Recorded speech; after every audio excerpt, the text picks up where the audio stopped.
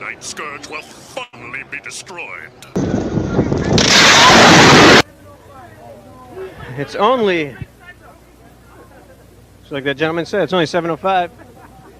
And there are plenty of people out here already.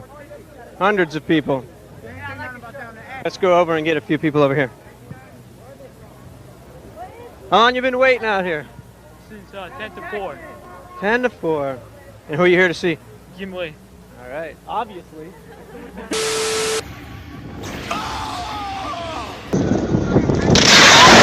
Curious about my life. I never really intended to become a comic book artist.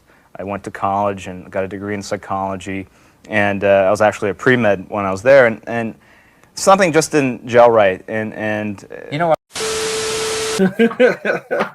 Okay. Always love this cover. Look at the whales too. The texture for the whales is just really cool. The Gen 13 Archives is a must own because it's your very best black and white source for anything early J. Scott Campbell. And glad you could take a few minutes here to talk with us. Oh, no problem. Just got some, some basic questions, some things that a lot of it's probably been asked before, but right. I don't know if there's anything that hasn't been asked.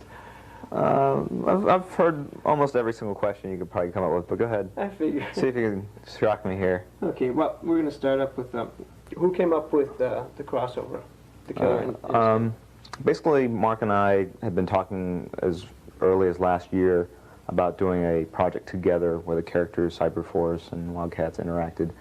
And but we were just doing miniseries at the time, and we had scheduling problems, obviously, and we really didn't have an opportunity to do something together until this year when we took both titles into regular series.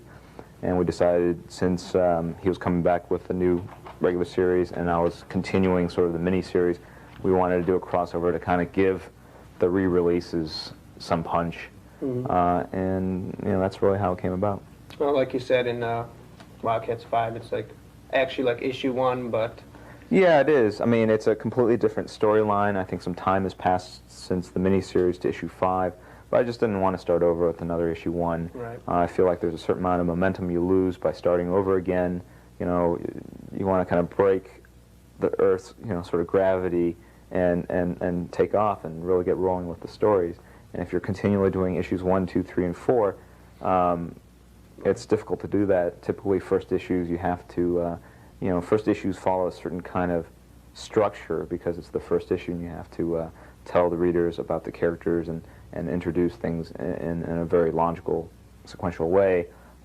With an issue 5, you can just go ahead and assume that a lot of the readers right. are familiar with the characters and get into another story that can have a different and more interesting structure than typical first issues. I think first issues are very difficult too.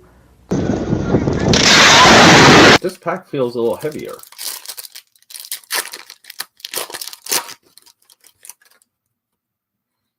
Wow, cool looking Void. Void just works so well when it comes to Chrome. We got to hit those comments. We got to see what comments are coming in. All right, hold up. Let me just get to my comments. Boom. Okay. Sean Phillips. Very awesome post here. Brian Silfries. Another Dave Johnson. Not Rich Johnson, Dave Johnson. What am I doing? Dave Johnson and David Pearson, both very similar styles of this era. Very cool grifter. This is a cover-worthy image for a trading card. Jason Raskin, very cool. Very cool. Hellspont. Rick Mays. Okay. Warblade here. Oh, we have our first bonus card, Refractor card, Demonite. Tony Harris.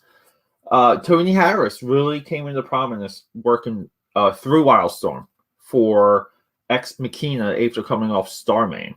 J. Scott Campbell here. This almost looks like a delays. We've lost some delays. I mean, we've cut back on the number of books on delay. Are you ready for the eclectic one?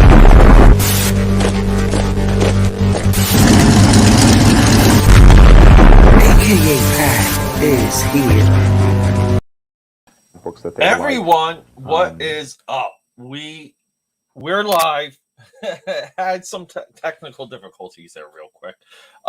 Hey, sound check, voice check, video check. I know we got a little bit of glare, but look, I do the best I can because like this is still relatively my drawing table. But welcome, I am AKA Pad, another known as Peter A. DeLuca, known as the Eclectic One, known as the World Sketchbook Champion, known as Wildstorm Wednesdayer.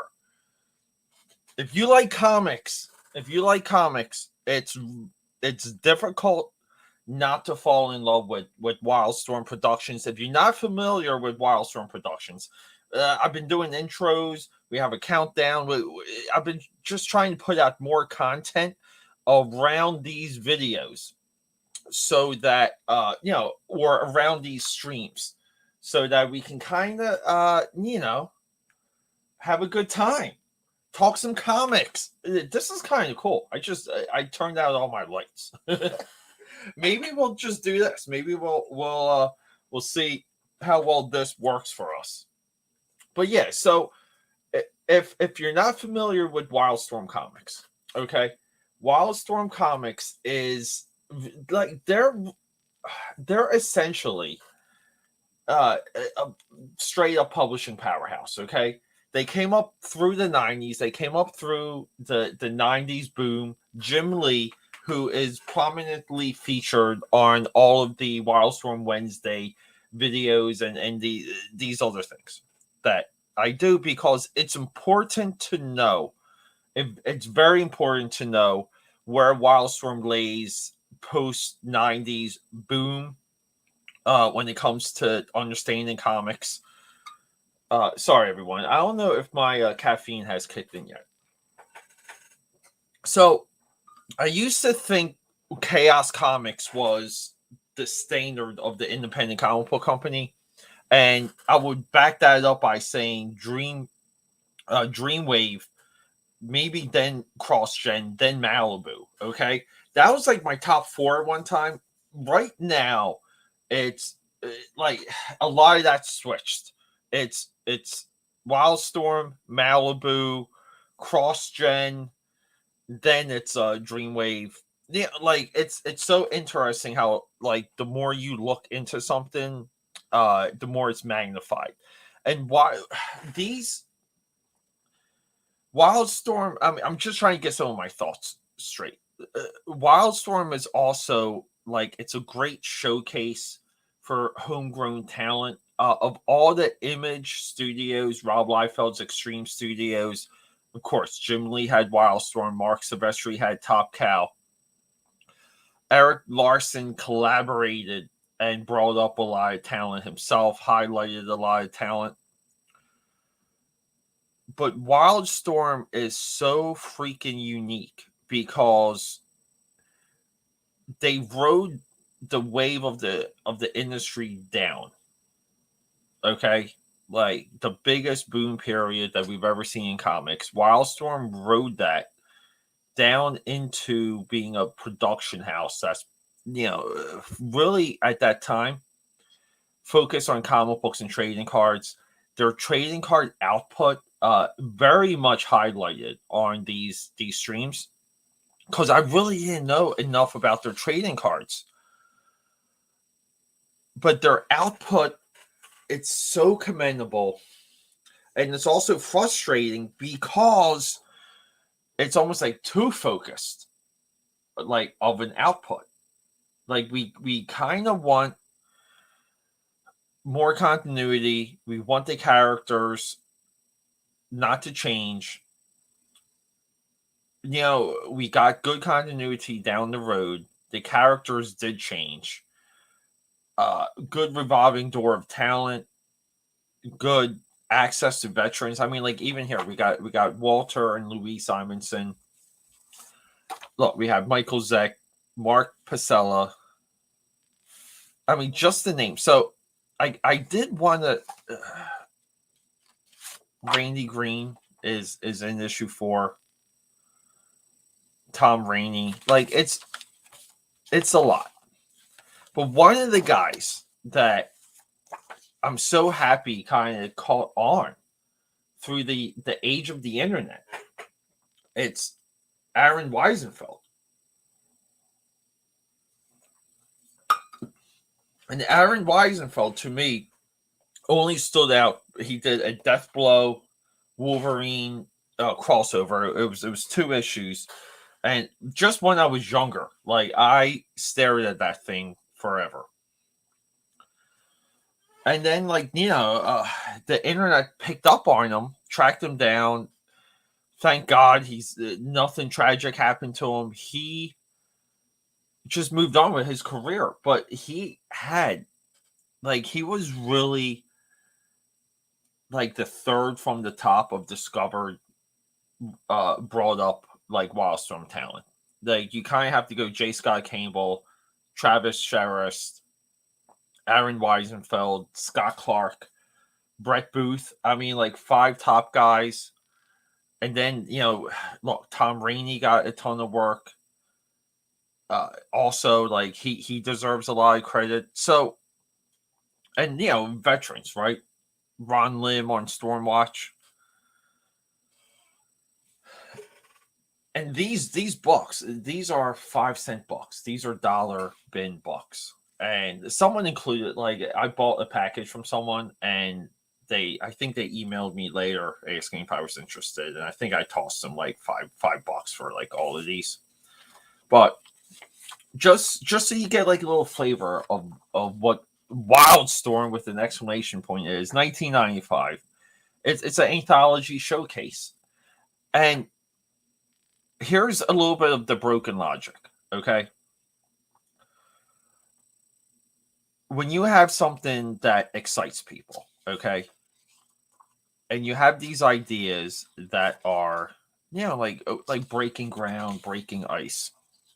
Here's the Mike Zeck pinup. One of these things is, you start getting feedback. We will be doing Chamber of Horrors for Halloween, and this is a story that we're going to highlight. But let me just go through, like, I'll flip through issue 3 when I make this point. Here we have Union, Taboo, Spartan. Simon Furman writing the Spartan story. Ghostbusters, Transformers fame. Yeah, so you get this, like, feedback. And if you read the letter sections, if you read a lot of the intros, Wildcats, NES game, like, like you see this demand, like, like people were crying out to learn and to know more about the characters from Stormwatch, the characters from Gen 13, the characters from Backlash, who Taboo's featured here. Essentially, it's a spin-off of a spin-off character, kind of cool. But yeah, and so, like, you come up with ideas. You do things like anthologies. You do crossovers. Like, you kind of work on the cross-pollination. But what that doesn't succeed with doing, we got Sarah Becker here, too, from the MTV Real World fame. Well, I'll just leave it on the Wildstorm checklist here. Okay? It's... Anthologies are not long enough to characterize everything. They're not long enough to tell a story. The characterizations are too short. And they're, in all, mostly disappointing. Look, we got Wetworks figures. So, like, look... we had like it was a good like 3-year stretch, 93, 94, 95. Wildcats miniseries, Wildcats cartoon, Wildcats Playmates, the trading card venture launches. You have a strategic card game. McFarlane comes in. licenses, Wetworks, Catch the Cats, right? Like, it's a really good 3-year run. So, like, the purpose of this anthology is to educate you and to fill consumer demand of some of these characters. Stormwatch Showcase. And you see so much promise in a lot of these stories. You see promise on it's multi-level. Talents getting their feet wet, new collaborations, challenging aspects of the storytelling, like pages like this. Like, this is nothing but challenging to draw. And it's a pun intended here, people. It's a trial by fire. I need to get some of these Wildstorm Archives trading card boxes. If anyone has these Wildstorm Archives trading card boxes, let me know. If you have anything Wildstorm, just let me know. Yeah, and you kind of have to do this thing. Like, you have to go back and forth with your team. And the anthologies, they're a testing ground, but they're also a loss. Like, nothing really big happens through anthologies. Now, some of that could change by design. You can start introducing new characters. You can really expand talent. You can give talent a showcase. Look, if you look at Marvel Comics Presents, it's Barry Windsor Smith and Sam Keith. And I think that ran for 13 or 14 years, 140, 150 issues. So that really should tell you how rare it is to get something that spikes in the anthology series. Everything that Sam Keith is known for Marvel Comics Presents, was a continuation, the Cyber Saga. Barry Windsor Smith, again, 7-8 issues? Again, a long continuation. So they're not really standalone stories. But we have to kind of highlight Aron here. Look at this. This is nothing but challenging work here. He's working with an inker, but look at the museum. Feet are incredibly difficult. The zipper tones, like, so freaking cool. You almost want to say, like, it looks like he's drawing with line work, right? But to me, he's drawing with blacks. Look at all the black here in the case. Just pops out the armaments, the swords. Like the zipper tones here placed to draw the background closer. The paneling is very aggressive. Okay, like straight up 90s paneling. We got the security guard comes up to this naked homeless guy, and he's like, "Dude, you gotta get out. Like, you gotta leave." And just the right to left movement here. Got these two kids, cool, yeah. So we have a story here that doesn't have a lot of dialogue. It doesn't have a lot of captions. But you see that he takes the armor, he armors up, steals a horse, rides off. Great blurring of the horizon line here with the smoke, right? Like, let's have a little look at that panel. Very economical. Remember, the top of your panel to what you're drawing doesn't have to reach the horizon line. This could be a mountain, it could be a foot, it could be a tire. It doesn't have to touch the horizon. Yeah, and then we have Deathblow here, looking fresh from his Wolverine crossover. He's in traffic. Windshield gets smashed by the horse, because we see that our warrior here was just walking on top of the cars. But again, like, this is this is a showcase. Like the idea of this story is to flex muscle, and here's a little bit of what I mean by how Aron draws with blacks. Everything in this Deathblow panel, everything is meant to make your focal point move to the left. Now, that it's not as perfect with this top panel.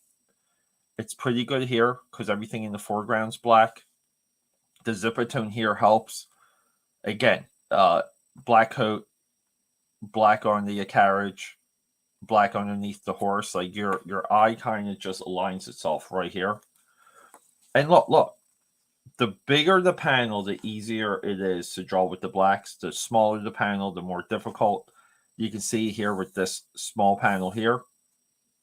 I mean, very artful that he cuts off the panel so we don't have to draw the tires. But essentially, it is a little bit confusing to track this because it's small. This panel most likely should have been a silhouette, I think. The top and bottom probably should have been silhouettes. But then, we have some good instincts here. No border, no border. We got two no borders. We wrap up the page spread here with, again, negative border. But, we have basic typical action, easy to follow outside of panel 7 here. 1, 2, 3, 4, 5, 6, 7. We got some nice violence. Again, too, see, backgrounds don't have to touch the horizon. The cop gets his arm sliced off. Nice profile view, nice long view, too, of the horse just ramming through people. But the line work is there. The blacks sing. And by line work, I mean he's using the line and he's wrapping it around his forms. It's a very much like a coloring book. That's Aron's technique here. And then here we go. I mean, we'll talk about this real quick, and then we'll hit some of the chats. So we have a spread. We do have a focal point to be concluded. Okay, this is what we have to read. So it's black, black, black, and then right down here. Okay, so it's almost like a C. But here's the problem. Okay. We still have to draw things dynamic. We have to draw things proper. We have to draw comic books. And by proper comics, I mean excitement. This is one of the hardest things for any artist to nail down. Deathblow throws the warrior dude off the horse, calls him a freak. But we kind of see that Deathblow isn't quite in a pose he should be in. Now, part of the problem here, too, it's that everything is in focus. Okay? I mean, everything from the water tower here in the back of the panel. Too much is in focus. The angle is a little bit tough, but we have to communicate everything that happened. Deathblow knocks down the horse. The guy gets thrown off to be concluded. So this, again, this is a story essentially with one page of dialogue, and we'll get to it. So we got total excellence all up in his house. What's up, dude? Yeah, Clace is in session with the AK pad army. Yeah, look. Here's the funny thing. Wildstorm Wednesdays really don't do well for me, but I believe in sharpening the blade. I like to consistently hone in on something. So the study, the course that I put myself through to understand more and more about Wildstorm comics helps me in making comics. So it does sharpen the blade. Page by page digest. Yes, yes. So I had at one time I had a whole series. Now, this series, the first appearance of this character will appear in Trial by Fire. But the hook for the whole series was that I wanted to do a grid just like this. And I didn't know this existed. And, you know, I have like pages and layout paper all printed to echo this. So one of the challenges I found when you work in a strict grid system, and we have 1, 2, 3, 4, 5, 6, we have 12 panels per page, okay, or 12 panels in this page. It's really hard to crowd the panel, okay? Hard as in readability. You don't want to crowd the panel. So Aron's solution here is no backgrounds. And the background kind of comes in handy when Deathblow is rolling out of a couple sword strikes, and he's got to roll underneath the car. So this is very different than what I was doing. I was doing full paneling, full storytelling. I would say if there was gutters, if the gutters were bigger on this page, you could do more with the backgrounds because there is a breathability. But I encourage anyone to, if you want to learn storytelling, work in a grid period. Just work in the grid. 6 panels per page, and tell your story with 6 panels per page. Okay? Don't think about splash pages. Don't think about spreads. Don't think about breaking panel borders. Just draw everything within that page. So the insane warrior guy here, the guy that just robbed the museum, picks up the car, basically throws it to the side. Deathblow. See, like, this is interesting because like we don't ever look at Deathblow as super powered, super strong, but he just launches this dude like right across the street because both of these guys are somewhat superheroes, and we have more. Yeah, like we have good cues. The building here is the same building here. Okay. Same building here. So he has this corner rotating like camera wise, but I really like the effectiveness of this.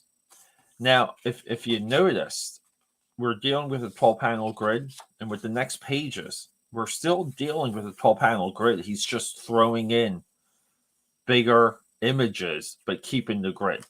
That's a trick I often do. So here, like, you know, like he's doing it more and more, but then like essentially Deathblow gets the upper hand and dunks. Now we have our first silhouette. We needed a few other silhouettes up to this point, and he just dunks him with like toxic waste. like how perfectly like 80s is that? But you know, we have a visible horizon line. Aron is blacking out the bottom of the vehicles because we do not want to draw tires. So same trick here. You can shade the undercarriage of the car to avoid the tires. And then we see that the warrior visualize he sees like another time. Like he's we kind of clearly see that he's like ill, mentally ill, and then he just sacrifices himself, falls on the sword. Then it starts raining. Deathblow examines the body, sees that it's he's an escaped patient. The doctor rolls up and gives us, here we go, ready people, a whole page of exposition. Escaped inmate. And then like the whole hook is that Deathblow's like, you know, are you gonna pay for my windshield? Because he was pissed off about the windshield earlier. So like that's it. Aron Wiesenfeld, he's this enigma.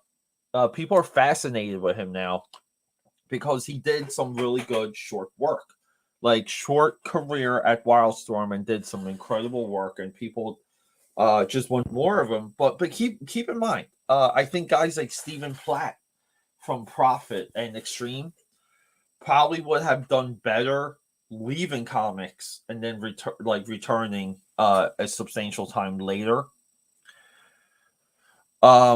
Just because his style it's not sustainable. Aron's style technically, could it be sustainable? I don't know. I don't know if this is it's a monthly work. I really don't. I don't believe so. So quick note before we get out of here. So Nick Mainbat, he's the guy for Deathblow issue 4. It was a flip. You could flip it and you would get Cybernary. So Cybernary was split with Deathblow for a good stretch. This was Wildstorm's way of Jim Lee kind of like building a company, not drawing Wildcats, kind of drawing Deathblow. Deathblow becoming more popular than Wildcats. Right, like you guys see, like what? So, and they used the flip book idea again, like anthology based stuff. Didn't quite work too well for Deadpool. I mean, for Deathblow, and didn't work too well for Cybernary. The artist for that flip side edition, Nick Mainbat, who really was very close, like energy wise and shading wise, to Sam Keith. He was like Jim Lee's second, like Sam Keith find. Well, this is like, you know, like he later died, but this is like an update on where he's been, and he's going through this massive bone cancer, you know, and he didn't make it out of this. So that, you know, like that's very sad. It's very, yeah, it just sucks. But real quick though, I did want to show off this Jeff Rebner. Look at this. Look at this pinup. What the hell? Right? Like, if anyone in like the indies could draw this to this capacity and even color it, you can work anywhere. Right? So it's pretty damn cool. Yeah, and these are the Stormwatch villains, and I forget if they have a name. I thought they had a name. No, they don't have a name. Why don't they have a name? And we will have to do the Grifter She crossover just because it's so freaking dense. There's so much like story in that. But everyone, these are really cheap issues. You can even go on eBay, get them for like less than nothing. They might even be on Amazon for a little bit over what eBay offers them for. They're solid buy, solid education on why anthologies don't really work. Okay? Like, that's the truth. But I do recommend them. So, hey, everyone, I love you. Thanks for hanging out. Cheers. Get some iced coffee. Rock and roll. And we will be doing Wildstorm Wednesday tomorrow.